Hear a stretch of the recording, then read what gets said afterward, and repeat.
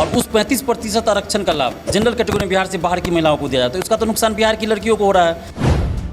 हम लोग ये मांग कर रहे हैं कि 35% महिला आरक्षण का लाभ सिर्फ बिहार की बेटियों को ही मिलना चाहिए। एक डिमांड केंद्र सरकार से भी है कि रेलवे की वैकेंसी निकाली जाए और पलायन रोकने के लिए बिहार में फैक्ट्रियां लगाई जाए। केंद्र सरकार से भी ये मांग है। तो जब तक इन मांगों को पूरा नहीं किया जाएगा हम लोग का हस्ताक्षर अभियान चलेगा।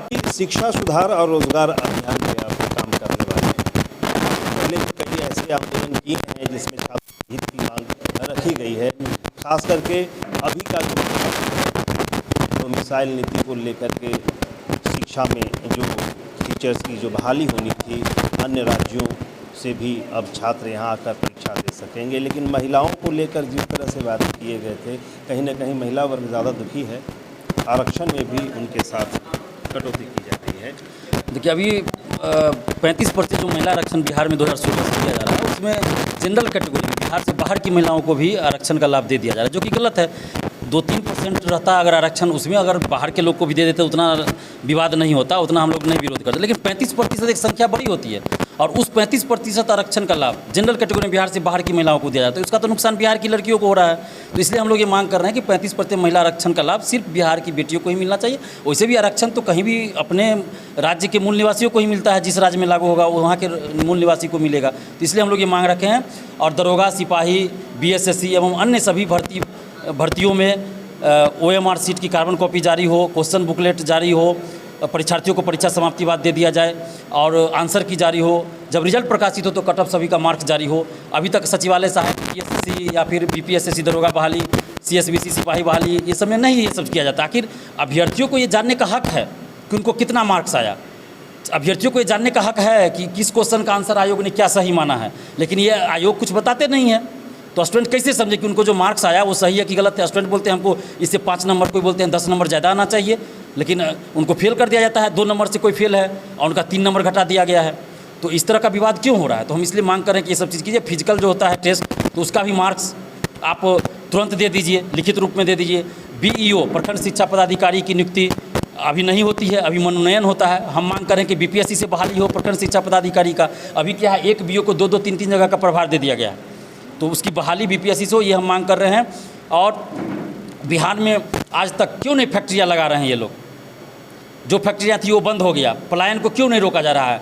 2 तरह का पलायन है, मजदूरों का पलायन और बुद्धिजीवियों का भी पलायन है। आज यहाँ के शिक्षक दिल्ली में कोटा में जाके पढ़ा रहे हैं, यहाँ के स्टूडेंट दिल्ली में कोटा में जाके पढ़ रहे हैं। तो सरकार क्यों नहीं यहाँ ऐसा माहौल बना रहे कि यहीं के टीचर यहीं पढ़ाएंगे, यहाँ के स्टूडेंट यहीं पढ़ेंगे? कम से कम बिहार की अर्थव्यवस्था को तो फायदा होगा। यहाँ के लोग वहाँ जाके पैसा खर्च कर रहे हैं दिल्ली में, कोटा में, तो यहाँ क्यों नहीं हो सकता है? तो सरकार इस पर ध्यान दे तब तो होगा, लेकिन सरकार ध्यान नहीं दे रही है। तो इसलिए हम लोग ये मांग कर रहे हैं। 10 सूत्री मांगों को लेकर हम लोग पूरे बिहार जाएंगे। 3 दिन तक अभी पटना में चलेगा। आज 23 जुलाई को शुरुआत हुई है, 3 दिन तक पटना में चलेगा। 31 जुलाई को हम लोग नालंदा में जाएंगे, वहाँ 3 दिन चलेगा। उसके बाद अन्य जिलों में जाएंगे। और जब तक ये इन 10 सूत्री मांगों को सरकार मांग नहीं लेती है, चाहे सरकार में कोई भी हो, मुख्यमंत्री बदल जाए, उप मुख्यमंत्री बदल जाए, उससे हमें मतलब नहीं, बिहार सरकार से मतलब है। और एक डिमांड केंद्र सरकार से भी है कि रेलवे की वैकेंसी निकाली जाए और पलायन रोकने के लिए बिहार में फैक्ट्रियां लगाई जाए। तो केंद्र सरकार से भी ये मांग है। तो जब तक इन मांगों को पूरा नहीं किया जाएगा हम लोग का हस्ताक्षर अभियान चलेगा। और 5 लाख जैसे पूरा हो जाएगा उसके बाद मुख्यमंत्री जी और प्रधानमंत्री जी को सौंपेंगे। और नहीं बात मानी जाएगी तो हम लोग पटना में या तो छात्र रैली बड़ा करेंगे गांधी मैदान में, या आमरण अनशन पे बैठेंगे। देखिए, वर्तमान सरकार में अभी जो भी हैं या विपक्ष में अभी भारतीय जनता पार्टी है, उन लोगों का बार बार यही कहना है कि जो इस बार परीक्षा होगा उसके लिए माफिया पहले से तैयार बैठे हैं और इसमें कहीं ना कहीं से दलाल भी हैं। आपने भी मांग किया है कि जो आंसर शीट पे गोला भरने वाली जो प्रक्रिया होती है, कई ऐसे अभ्यर्थी जो होते हैं, परीक्षार्थी, जो उसे 50% ही भरते हैं, बाकी उसको ब्लैंक छोड़ देते हैं। अधिकारियों से या माफियाओं के द्वारा इसे फिर से भरवा करके उसे पास करवाया जाता है। सार्वजनिक करने की बात करते हैं। क्या लग रहा है BPSC से इस बार परीक्षा ली जा रही है, अनियमितता या माफिया का इसमें बोलबाला रहेगा? देखिए, शिक्षक बहाली में तो मुझे पूरा भरोसा है कि BPSC से हो रही तो कोई गड़बड़ी इसमें नहीं होगी।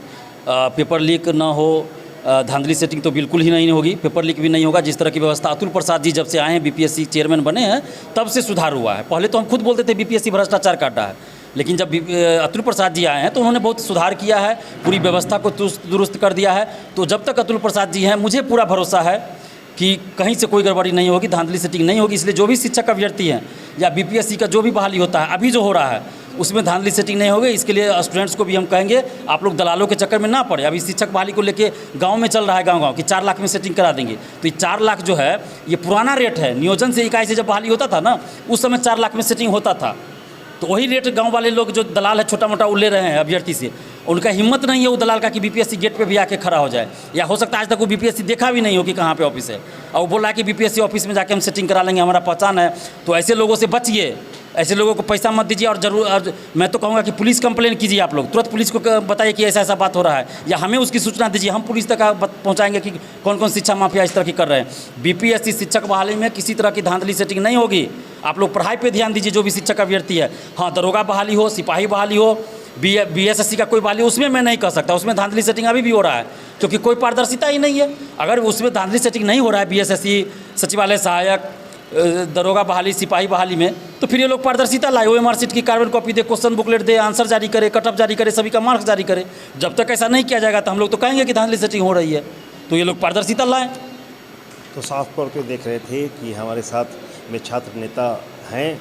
उनका कहना है कि छात्र जो हैं मन लगाकर पढ़े, खास करके जो अभी शिक्षक बहाली को लेकर के जो बीपीएससी द्वारा परीक्षा लिया जाएगा उसमें धांधली तो नहीं हो सकती है, इनका यह दावा करते हैं। लेकिन अन्य जो भी प्रतियोगी परीक्षाएं हैं उसमें कहीं ना कहीं से धांधली की बात पहले भी आई थी और आगे भी आने की संभावना है। और अब देखना होगा कि यह जो परीक्षा है बीपीएससी के द्वारा ली जा रही है, बिहार के बाहर के राज्यों से लगभग 30 से 32% फॉर्म भरे गए हैं। इसको लेकर के भी छात्रों में चिंता है, लेकिन साफ कहना है कि जो परीक्षार्थी परीक्षा की तैयारी कर रहे हैं वह सफल जरूर हों। पटना से पंजाब केसरी टीवी के लिए संजीव की रिपोर्ट।